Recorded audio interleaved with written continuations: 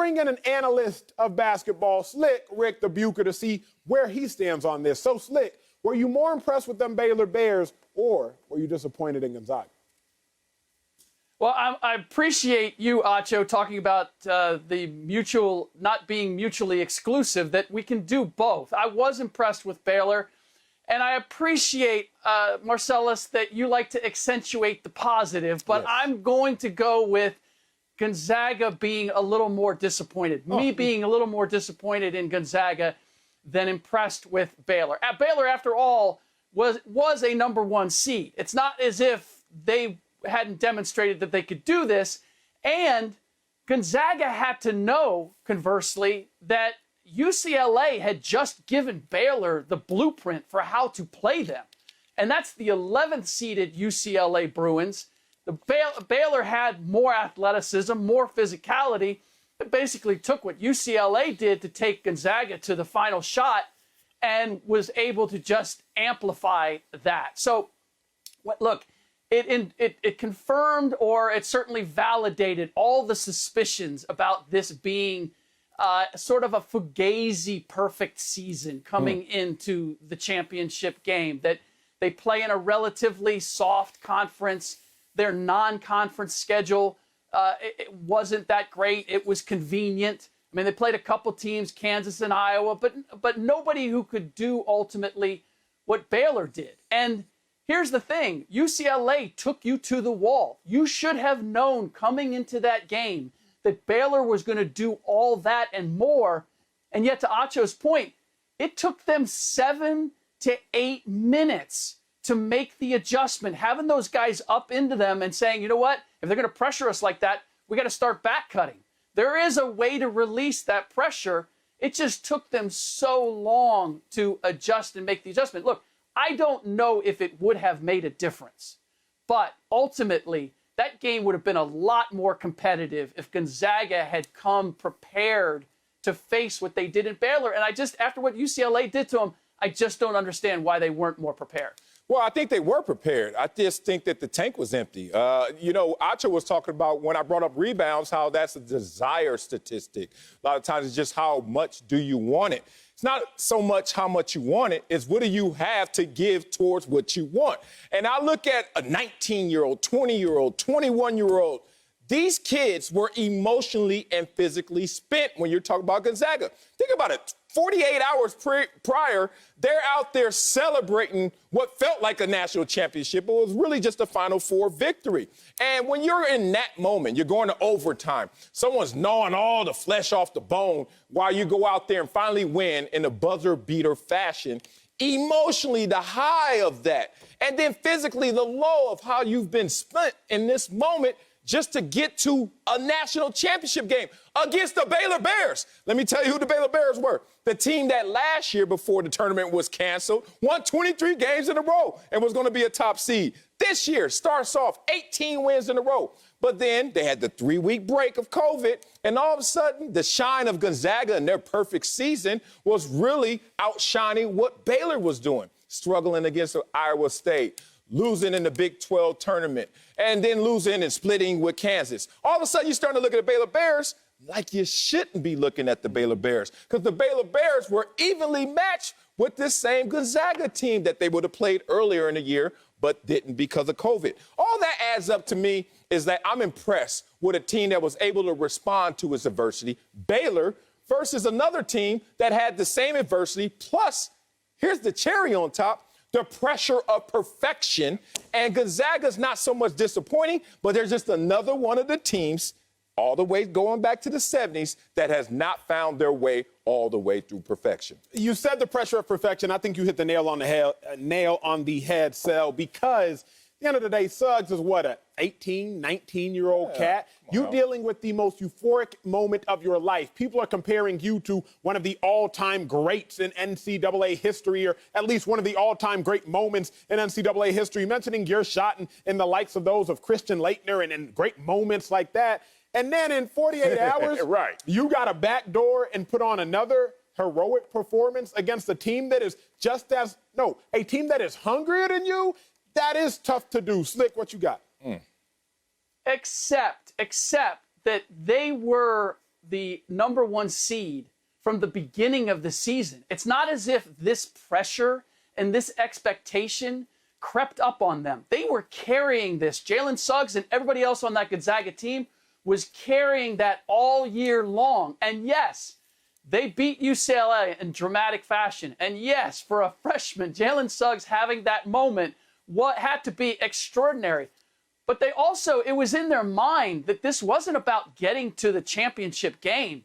This was about winning a championship and having a perfect season. And that's why that idea that suddenly, like, they were blindsided or the pressure became too great in that last game, I feel like that was always there on the shelf. It was always a target for them, and they should have been, again, I feel like they should have emotionally been a little more prepared to say, hey, we escaped UCLA, but we still have to get done what we came here to do. And ultimately, they didn't look like they were ready to get that done. It was suddenly new to them. Yeah, the tongues were hanging out. Wow, you're playing against a team that is as much talent as you, if not more, in terms of athleticism at least, that also was resting basically in their Final Four game against Houston. They won that by 19. One of the 5 teams in NCAA history to win both of its Final Four games by more than 15 points. They were chilling, saying, come on, while we saw, obviously, Gonzaga look spent. But let me ask you this. Gonzaga was not able to complete the first undefeated season in 45 years. But, Acho, was their season a success or a failure? It's going to sound harsh because of the connotation that comes with the word, but it was a failure. Pro sports, college sports, these things are pass-fail classes. You are not graded on a letter curve. Professional sports, collegiate sports at this point in life, it's a zero-sum game. It's not like life where we can all win and Marcellus can win and have a great life and Acho can have a great life and Slick can have a great life. No. Collegiate sports, it is a zero-sum game. With 50 seconds or 52 seconds left on the clock, everybody, the starters, they checked out of the game because there was a free throw being shot. And one team, Gonzaga, they were tears, crying, embracing each other, realizing that they came up short. The other team, the Baylor Bears, celebrating, high-fiving, dapping each other up because they realized they maximized their moment.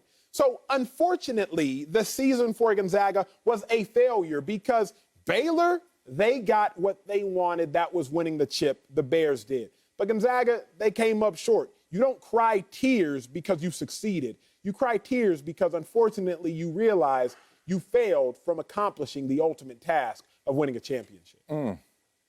Damn, Acho. I mean, I might be disappointed in Gonzaga, but I'm not going to step on their necks. Goodness gracious. I mean, Seriously, look, they got to the championship game. They carried that #1 seed all year long and lived up to it. What that mean? And the fact of the matter is, they are from a soft conference. They are an incredibly small school. And so they put themselves in the category of teams. Ohio State got to the championship game with Jerry Lucas and John Havlicek and ultimately ended up losing that game. Larry Bird at Indiana State. Success or failure, Slick? Was it a success or a failure? With your chest, homie. I am still going to be more impressed overall with the accomplishment. Gonzaga did. Look, as much as was made about them over the course of the year, I still thought, nah, somebody's going to expose them. Somebody's going to get to them that they're not as physically tough as their record might suggest. And Baylor ultimately did it, but they were the only team to do it. So to get to the championship game, and as much of a roll of the dice as the NCAA tournament is, one game, one night, as you said, look, again, I think Baylor probably wins, I don't know, 3 out of 4 times, at least 3 out of 5.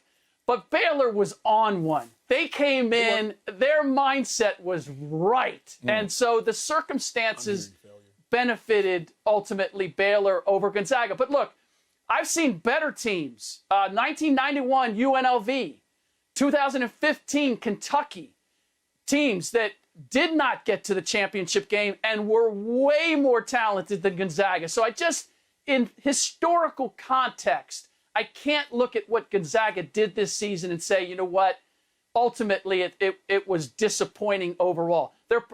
What they did last night was disappointing. Boy, what are you saying here. He using a whole bunch of words to say it was a failure. He using a whole bunch of words to say You gave us a definition of failure and didn't say failure. No. Their failure was Monday night.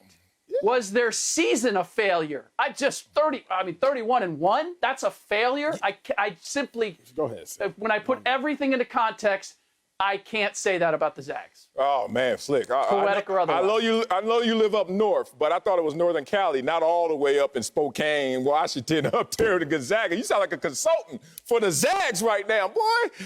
I'm with you though, Slick. They're not a failure. Acho, I don't know what world you live in. I live in a world of journey. Acho lives in a world of destination. Yeah. So Acho's just like, basically he wants to say, where did we go? And I'm like, well, how did we get there? And that's why I look at the Gonzaga team, and I'm like, you know what? This is still a success. I use Acho against Acho to prove my point. Please do. Because all the time when we're talking football, all I hear is how the Browns had a successful season.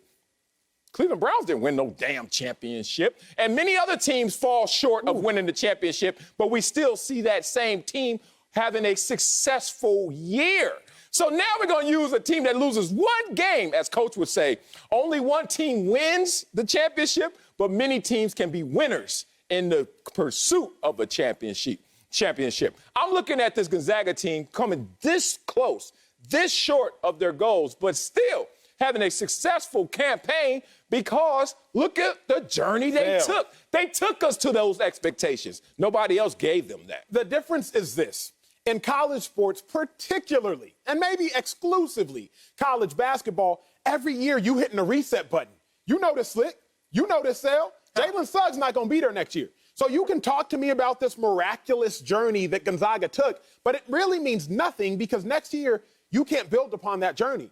You want to bring in the Cleveland Browns. I'm not going to tangent hardcore, but Baker Mayfield will be there next year. Kevin Stefanski will be there next year. So you can build off of last year's success, if you will, because last year's success is pouring into the bucket of the future. Gonzaga's this past year, it ain't pouring into no bucket. Because them players, Timmy may depart, but we know for sure. You sure about that? Yes, we know this. What does Acho, I don't know if you saw, but Slick, what's Kentucky do each and every year? Have you seen who the preseason favorite to win it next year is? I'm not saying that I'm not saying that they're not going to be preseason favorites. Kentucky's near a preseason favorite each and every year. What I'm saying is a reset button is hit. You know if you succeeded or if you failed based upon your expectations. What were the expectations for Gonzaga, an undefeated one seed going into the tournament? To win a tournament.